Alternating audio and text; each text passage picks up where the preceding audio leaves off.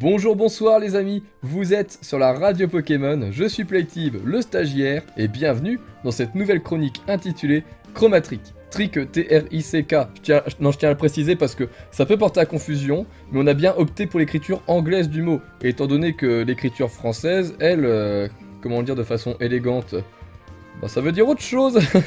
Vous voulez trouver un shiny par vos propres moyens, mais vous ne savez pas comment vous y prendre. Vous souhaitez connaître les différentes méthodes utilisables pour tel ou tel Pokémon, et vous aimeriez savoir justement laquelle de ces méthodes est la plus optimisée. Alors cette rubrique est faite pour vous. En effet, dans chaque épisode, un Pokémon sera totalement décortiqué pour savoir où le chasser, et surtout comment le chasser. Et pour ce premier numéro, quoi de mieux que de commencer par un Pokémon que je surkiffe, le petit Emolga. Non mais sérieux, mais regardez comment il est mignon.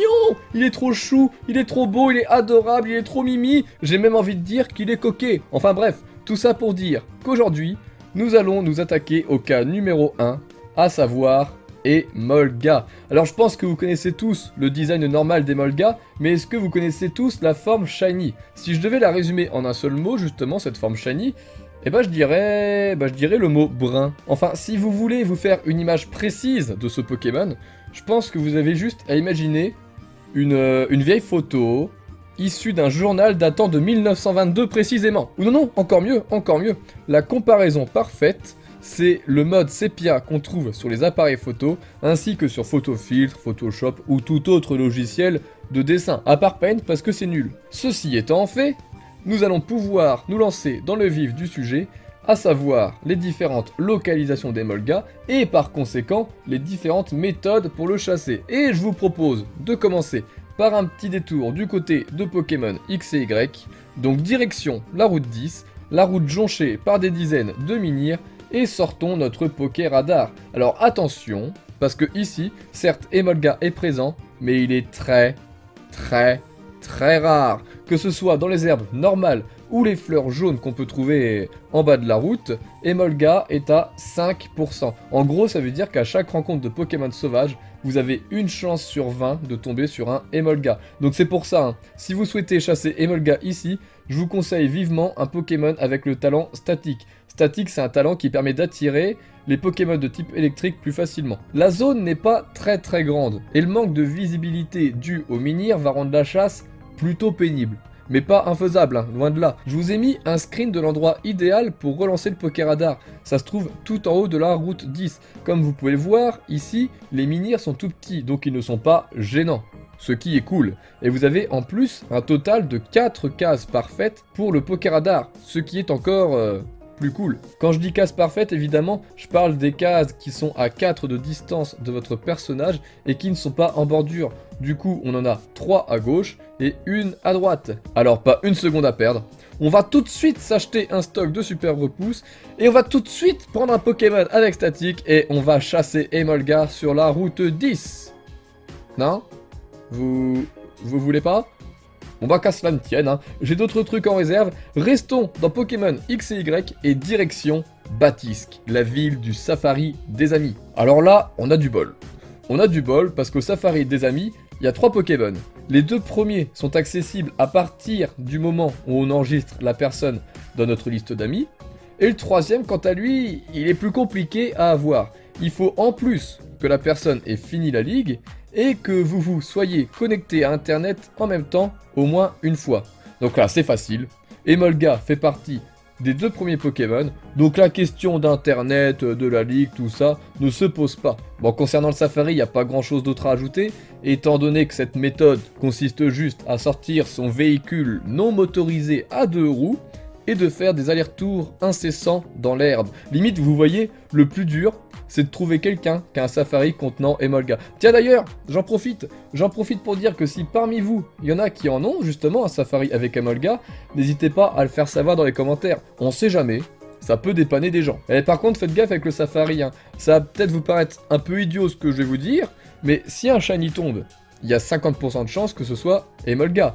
Mais il y a également 50% de chances que ce soit l'autre Pokémon. Et potentiellement, un Pokémon qui vous intéresse pas, donc un Shiny Troll. Et c'est encore pire quand vous avez accès aux 3 Pokémon. Parce que du coup, si un Shiny tombe, c'est 33% de chances que ce soit Emolga et par conséquent 66% de chance que ce soit un troll.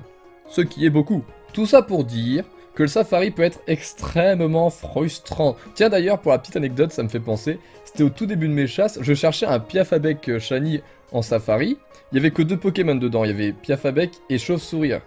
Avant de tomber sur le Saint Graal, le Piafabec Shiny, je suis tombé sur 7 Chauve-Sourire Shiny avant d'y arriver. Merci le jeu. Allez, quittons Kalos et direction les tropiques avec Pokémon Soleil et Lune, car Emolga est présent dans la plaine de Pony, la 4ème île, ce qui veut dire qu'on peut le chasser en SOS. Bon, pour le chasser, faut déjà trouver un Emolga tout court, parce que ce Pokémon, on peut pas le trouver dans les hautes herbes. Pour tomber dessus, eh ben, faut qu'il nous tombe dessus justement. Tout à gauche de la plaine de Pony, vous avez un arbre. En s'approchant de celui-ci, il y a un Pokémon qui va vous foncer dessus. Et il y a 20% de chance que ce soit Emolga. Concernant la fréquence d'appel à l'aide, Emolga, il est super cool. Il est génial ce Pokémon. Il appelle souvent du renfort. En gros, si vous voulez, c'est la même fréquence que Mimikyu ou encore Croquine par exemple. Par contre, là où il sera extrêmement relou, c'est qu'il a le talent statique et les attaques encore, hâte et coup de jus. Ça veut dire qu'ils peuvent s'entretuer et malheureusement, le talent paratonnerre n'empêche pas ça. Un truc que je peux vous conseiller, c'est de prendre un Pokémon électrique de haut level plus rapide qu'Emolga, donc comme Electrode ou Voltali par exemple, et d'acheter des vitesses plus ou de leur apprendre hâte. Le but, c'est d'être toujours plus rapide qu'Emolga, donc vous vous mettez à plus 6 en vitesse. Le fait que vous soyez de type électrique, ça vous empêchera d'être paralysé. Vous devez savoir que tant que vous êtes plus rapide, tant que vous attaquez en premier, tout se passera bien. Ah, et pour info, vous pouvez aussi tenter de chasser Emolga avec le Poké Loisir. Vous savez, les Pokémon qui squattent de temps en temps votre île.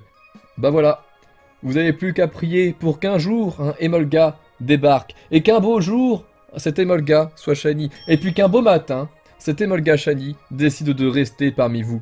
C'est beau. Bon courage. Et que la force soit avec vous. Et sinon, dans la catégorie, ça sert à rien de le préciser, mais je le dis quand même, vous pouvez chasser Emolga en Masuda, comme 99% des Pokémon d'ailleurs.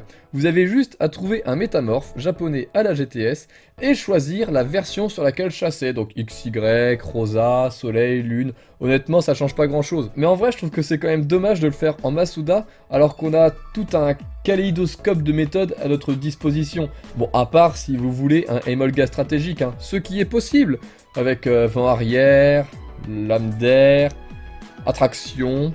Très bonne attaque d'ailleurs, attraction, meilleure attaque au monde. Non, je déconne. Enfin, pas tant que ça en fait. Elle est cool comme attaque attraction, surtout dans Donjon Mystère 1.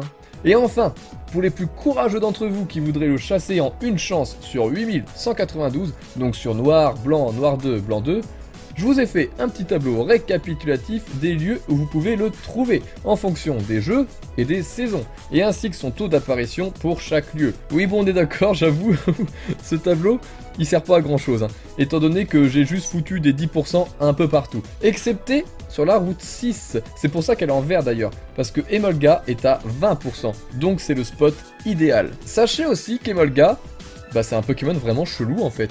Parce que là aussi c'est pareil, pour le trouver, non, faut pas marcher dans les hautes herbes, non, c'est beaucoup trop facile ça.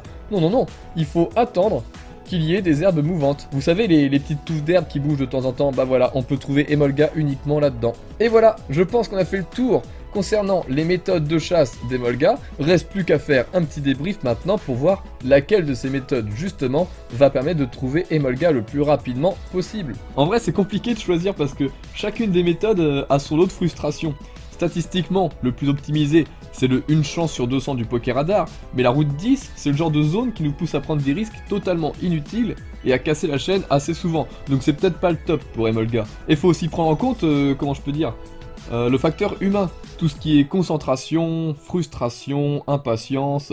L'important, c'est que vous ayez l'impression que le temps passe vite. Donc faut choisir une méthode qui limitera la frustration. Et pour ça, je partirai plutôt sur une méthode SOS. Ça va pas vous prendre trop la tête, mais comme Emolga, il est un petit peu chiant avec toutes ses attaques, ça vous demandera un peu de concentration, donc le temps va passer un peu plus vite. Bon après ça c'est juste psychologique, mais la psychologie c'est important. Par contre si vous êtes débutant, si vous débutez totalement dans la chasse, je vous conseille plutôt le safari. Ça ne demande aucune préparation, c'est tranquille au pépère. Après vous serez pas forcément d'accord avec mes conclusions, et c'est normal parce qu'on a tous un point de vue différent, et c'est ça qui fait toute la beauté de ce monde.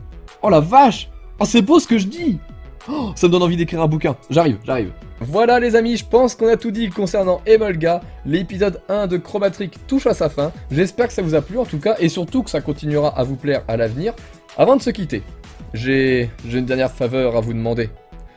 C'est d'élire au suffrage universel le prochain Pokémon qui sera traité parmi les 3 propositions suivantes. À savoir, Scrutella, Ambrilex ou Chenipan. Le lien du Stropole est dans la description si vous voulez y aller pour déposer votre voix. Bonne chance à tous ceux qui comptent chasser Emolga, ou quel que soit le Pokémon d'ailleurs. Si jamais vous avez des questions, n'hésitez pas à les poser dans les commentaires, je serai là pour y répondre. Avant de partir, n'oubliez pas le petit pouce bleu et de vous abonner à la radio Pokémon si ce n'est pas encore fait, bien évidemment. Sur ce, ciao tout le monde, c'était Playtib, merci beaucoup de m'avoir écouté, je vous dis à la prochaine et à vous les Poké Studios.